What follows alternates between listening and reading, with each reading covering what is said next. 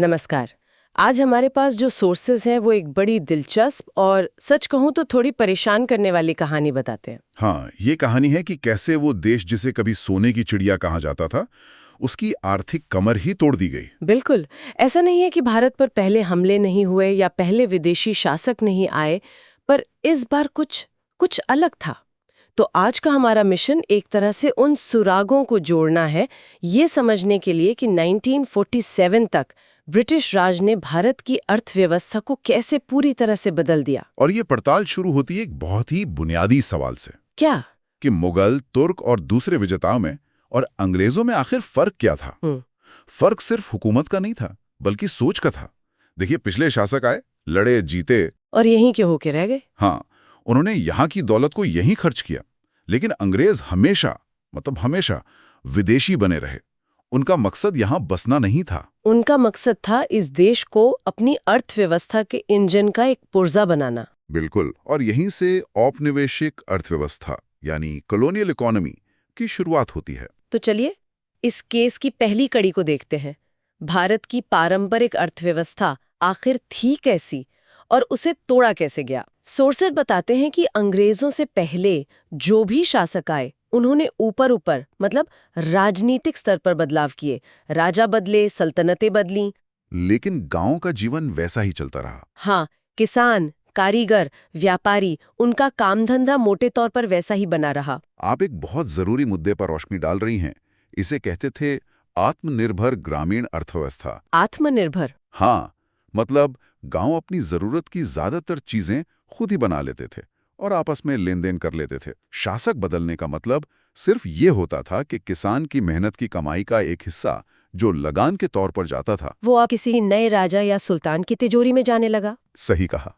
लेकिन गांव की जो आर्थिक व्यवस्था थी, उसका जो ढांचा था, वो सदियों तक नहीं बदला। लेकिन अंग्रेजों ने आकर इस ढांचे पर ही चोट की। वो सिर्फ लगान लेने वाले नए मालिक नहीं बने, उन्होंने पूरे सिस्टम को ही बदल दिया। सोर्सेज साफ कहते हैं कि वे कभी भारतीय जीवन का हिस्सा नहीं बने। वो हमेशा बाहर वाले ही रहे और यहाँ के संसाधनों को निचोड़कर ट्रिब्यूट के नाम पे इंग्लैंड भेजते रहे। और इसी सोच का, इसी अधीनता का नतीजा ये हुआ कि भारतीय अर्थव्यवस्था का मकसद ही बदल गया। अब उसका काम भारत के लोगों की जरूरतें पूरी करना नहीं था। तो फिर क्या था? उसका काम था ब्रिटेन के व्यापार और कारखानों के हितों को पूरा करना। और यहीं से आप कह सकती हैं कहानी का सबसे अहम मोड़ शुरू होता है। तो अगर भारत की अर्थव्यवस्था को ब्रिटिश हितों के लिए बदलना था, तो सबसे पहले किस पर चोट की गई होगी? जाहिर है उस चीज पर जो भारत की सबसे बड़ी ताकत थी, उसके कारीगर और उनका हुनर। बिल्कुल। सोर्सेज बताते हैं कि शहरी दस्तकारी और शिल्प उद्योग का पतन हुआ। और ये कोई छोटा मोटा उद्योग नहीं था। ये वही हुनर था जिसने सदियों से पूरी दुनिया के बाजारों में भारत का नाम रोशन किया था।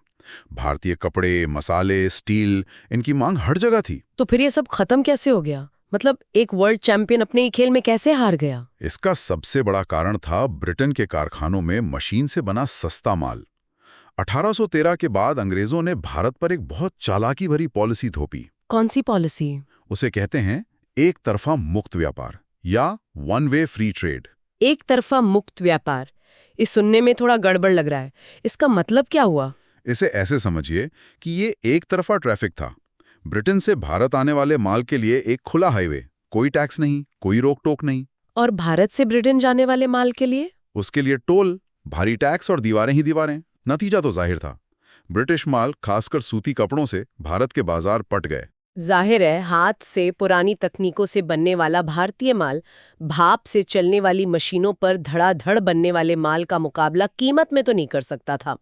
क्वालिटी शायद बेहतर हो, पर जब कोई चीज 10 गुना सस्ती मिले तो कारीगर क्या ही कर लेगा। और फिर आई रेलवे। रेलवे ने तो हालात और बिगाड़ दिए होंगे। बिगाड़ नहीं दिए, तूफान बना दिया। अंग्रेजों ने रेलवे का जाल इसलिए नहीं बिछाया कि भारतीयों को सफर करने में आसानी हो। असल मकसद था ब्रिटिश माल को देश के कोने कोने में, दूर दराज के गांव तक पहुंचाना और वहां के छोटे मोटे उद्योगों को भी खत्म कर देना। इसी पर सोर्स में एक अमेरिकी लेखक D.H. बुकनन का एक जबरदस्त कोट है।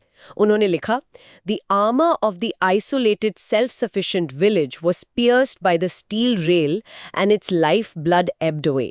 अगर इसका भाव समझे तो ये बहुत गहरा है। समझाइए जरा। इसका मतलब है गांव जो अब तक अपनी दुनिया में एक किले की तरह आत्मनिर्भर और सुरक्षित थे, रेलवे की स्टील की पटरी ने उस किले की दीवारों को भेद दिया। और फिर जो हुआ वो एक हमला ही था, मशीन से बने सस्ते सामान का हमला, जिसने गांव का जीवन रक्त ही चूस लिया। और इसका असर सिर्फ सूती कपड़ों पर तो नहीं पड़ा होगा ना? नहीं नहीं, वो तो बस शुरुआत थी। सूती, बुनाई और कताई तो सबसे ज्यादा प्रभावित हुए, लेकिन धीरे धीरे रेशम, ऊनी कपड़े, लोहा, मिट्टी के बर्तन, कागज, जहाज बनाने का काम, तेल निकालने का काम, चमड़ा, रंगाई, एक एक करके लगभग हर पारंपरिक उद्योग दम तोड़ने लगा। एक मिनट, लेकिन क्या ये सिर्फ बाहर से आए सस्ते माल की वजह से हुआ, या कहानी में कुछ और भी पढ़ते हैं? सोर्सेज इशारा करते हैं कि अंग्रेजों की जीत के बाद कुछ और भी हुआ था। हाँ, ये मामला कई परतों वाला है। एक और बड़ा कारण था ईस्ट इंडिया कंपनी का सीधा अत्याचार। 18वीं सदी के आखिर में बंगाल के कारीगरों पर जुल्म किए गए। कैसा जुल्म? उन्हें मजबूर किया गया कि वो अपना माल बाजार भाव से कम कीमत पर कंपनी को बेचें और मजदूरी भी कम लें। ये तो सीधी सीधी दादागिरी हुई। और इसका नतीजा क्या निकला? अजीब बात है, कंपनी को तो भारतीय माल यूरोप में बेचकर मुनाफा कमाना था, लेकिन इस जुल्म का असर तो उल्टा ही पड़ गया होगा। बिल्कुल उल्टा। बड़ी संख्या में कारीगरों ने तंग आकर अपना पुश्तैनी काम ही छोड़ दिया। और भी कुछ था? हाँ, एक और महत्वपूर्ण कारक था। ब्रिटेन और यूरोप ने भी भारतीय सामानों की आयात पर भारी टैक्स लगा दिए। ये एक और दीवार थी। 1820 आते आते ब्रिटेन में औद्योगिक क्रांति जोर पकड़ चुकी थी और भारतीय माल के लिए यूरोप के दरवाजे लगभग बंद हो गए। और एक और बात जिसका जिक्र सोर्सेज में है, जिसे हम अक्सर भूल जाते हैं, भारत के अपने ग्राहक कहाँ गए? मतलब राजा, महाराजा, नवाब और उनके दरबार। अंग्रेजों के आने के बाद तो ये सब धीरे धीरे खत्म हो गए। ये एक बहुत बड़ा झटका था। ये राजे रजवाड़े ही थे जो कीमती शालें, जरी के काम वाले कपड़े, शानदार हथियार और दूसरी लग्जरी चीजें खरीदते थे। जब वही नहीं रहे तो कारीगर अपना माल किसे बेचते? उनकी जगह ले ली ब्रिटिश अधिकारियों ने। हाँ, और वो जाहिर है अपने देश का यानी ब्रिटेन का बना सामान ही इस्तेमाल करते थे। सोर्स तो यहाँ तक कहता है कि भारतीय रियासतें अपने सैन्य हथियार तक अंग्रेजों से खरीदने पर मजबूर थीं। तो इन सब का जमीनी असर क्या हुआ? शहर वीरान हो गए, लोग कहाँ गए? इसका असर साफ दिखाई दिया। ढाका, सूरत, मुर्शिदाबाद जैसे शहर जो अपने हुनर के लिए दुनिया भर में मशहूर थे, वे बर्बाद और वीरान हो गए। ये वो शहर थे जिन्होंने लड़ाइयाँ और लूटपाट झेली थी, पर वो ब्रिटिश राज की आर्थिक मार नहीं झेल पाई। आबादी पर भी असर पड़ा होगा। बहुत ज्यादा। 19वीं सदी के अंत तक भारत की शहरी आबादी घटकर सिर्फ 10% रह गई थी। इसी पर उस समय के गवर्नर जनरल विलियम बेंटिंग ने 1834-35 में एक रिपोर्ट में जो लिखा, वो सुन के रोंगटे खड़े हो जाते हैं। क्या लिखा था उन्होंने? उन्होंने लिखा, The misery hardly finds a parallel in the history of commerce. The bones of the cotton weavers are bleaching the plains of India. इसका मतलब है ऐसी भयानक गरीबी की मिसाल पूरी कारोबारी दुनिया के इतिहास में कहीं नहीं मिलती।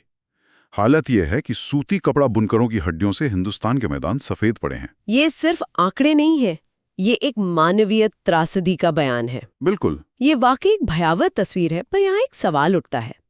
ऐसा तो यूरोप में भी हुआ था, है ना? वहां भी औद्योगिक क्रांति ने पुराने कारीगरों को खत्म किया था। तो भारत में ऐसा क्या अलग था?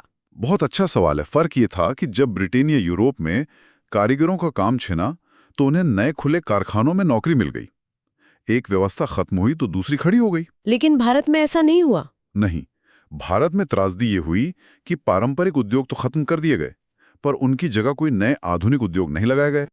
तो बर्बाद हुए लाखों कारीगरों और शिल्पकारों के पास कोई दूसरा रास्ता ही नहीं बचा। उनके पास एक ही विकल्प था, शहर छोड़कर वापस गांव जाना और खेती करना। हाँ, और इससे गांव का संतुलन भी बिगड़ गया। पहले गांव में किसान खेती के साथ साथ थोड़ा बहुत कताई बुनाई का काम करके अपनी आमदनी बढ़ा लेता था। हाँ। और कारीगर अपना काम करता था। वो एक दूसरे पर निर्भर थे। अंग्रेजों ने इस रिश्ते को ही तोड़ दिया। हाँ, अब लाखों बेरोजगार कारीगर भी जमीन पर आ गए। तो इसका मतलब जमीन के एक ही टुकड़े पर अब पहले से कहीं ज्यादा लोग निर्भर हो गए। बिल्कुल। इसका दोहरा प्रभाव पड़ा। एक तरफ लाखों किसान जो थोड़ा बहुत दूसरा काम करते थे, अब वो पूरी तरह खेती पर निर्भर हो गए। और दूसरी तरफ लाखों कारीगर जिन्होंने शायद कभी हल नहीं पकड़ा था, वो या तो खेतीहर मजदूर बन गए या जमीन के छोटे से टुकड़े पर खेती करने लगे। नतीजा, जमीन पर दबाव बेतहाशा बढ़ गया। तो इस पूरी प्रक्रिया को, इस पूरी साजिश को एक शब्द में क्या कहेंगे? सोर्स इसे औद्योगीकरण यानी डी इंडस्ट्रियलाइजेशन कहता है। सही शब्द है, देश को उद्योगों से दूर वापस खेती की तरफ धकेलना। क्या हमारे पास इसके कुछ आंकड़े हैं? हाँ, पुराने समय के सटीक आंकड़े तो नहीं हैं, लेकिन जनगणना रिपोर्ट बताती है कि अकेले 1901 और 1941 के बीच कृषि पर निर्भर जनसंख्या का प्रतिशत 63.7% से बढ़कर 70% हो गया। ये तो बहुत बड़ा बदलाव है। बहुत बड़ा।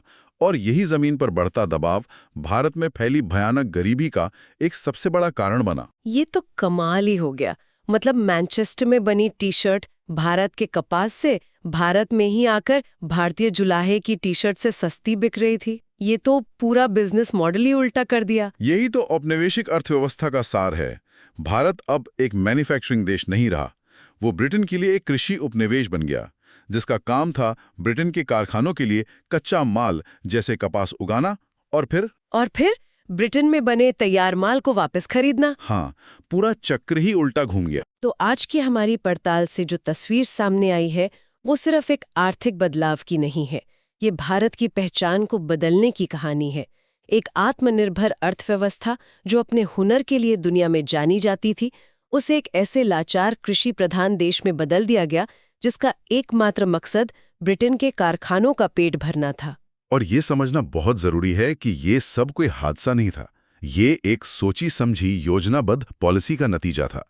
रेलवे का जाल, एक तरफा व्यापार की नीति, भारतीय राजघरानों का खात्मा, इन सब ने मिलकर वो जमीन तैयार की जिस पर भारत की आर्थिक गुलामी की इमारत खड़ी हुई। हमारे सोर्सेज 1947 तक के प्रभाव की बात करते हैं, लेकिन ये एक सवाल जरूर छोड़ जाते हैं जिस पर हमारे श्रोताओं को सोचना चाहिए। इस आर्थिक ढांचे का भूत, खेती पर ये जबरदस्त निर्भरता और एक कमजोर औद्योगिक आधार क्या आज भी आजाद भारत की चुनौतियों में झलकता है?